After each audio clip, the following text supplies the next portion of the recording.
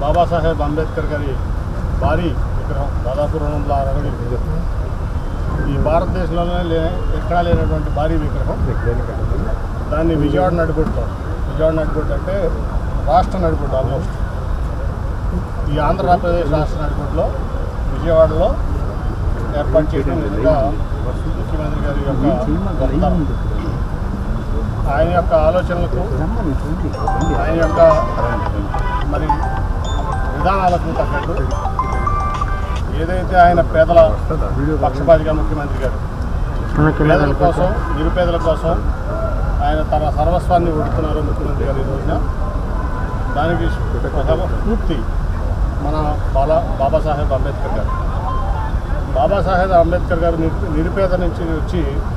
మరి ఆ రోజున ఆయన అనుభవించినటువంటి కుల వివక్ష కానీ, ఈ వివక్ష కానీ, ఆయన బావి దగ్గర వివక్ష అనుభవించారు, అట్లాగే గుడి దగ్గర వివక్ష అనుభవించారు, అట్లాగే మీరు చూస్తే స్కూల్లో ఏదైతే ఆయన బాల్యంలో స్కూల్కి వెళ్ళినప్పుడు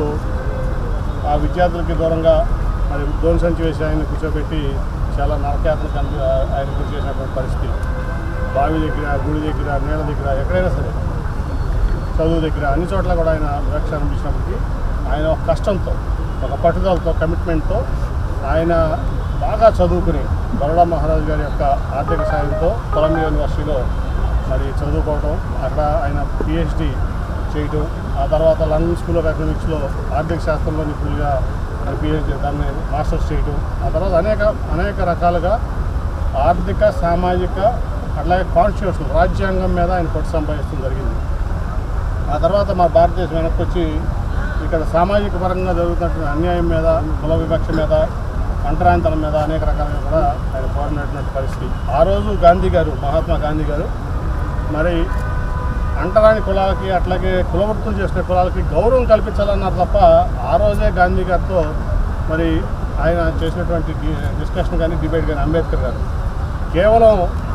గౌరవం కల్పించడం కాదు, ఆర్థిక పరంగా ఈ అంటరాని కులాలు కానీ, లేదా వెనకబడిన కులాలు కానీ, లేకపోతే ఆ బడుగు బలహీన వర్గాలు కానీ, అణగారిన వర్గాలు కానీ వాళ్ళకి ఆర్థిక పరమైనటువంటి ఇది కల్పిస్తేనే, ఇది మొత్తం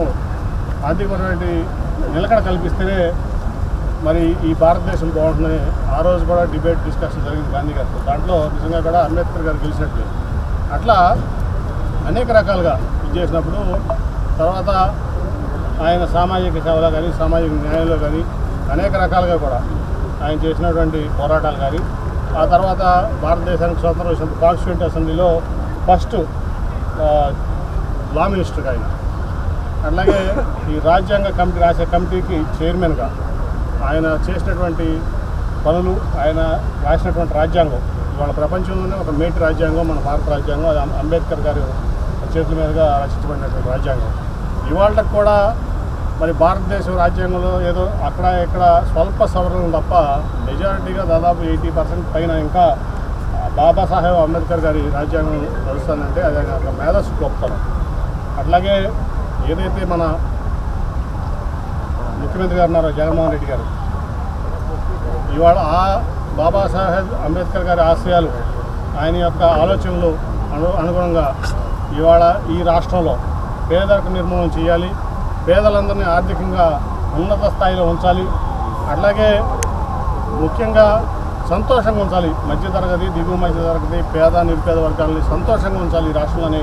ఒక కంకణం కట్టుకుని ఎన్ని ఇబ్బందులు ఎదురైనా సరే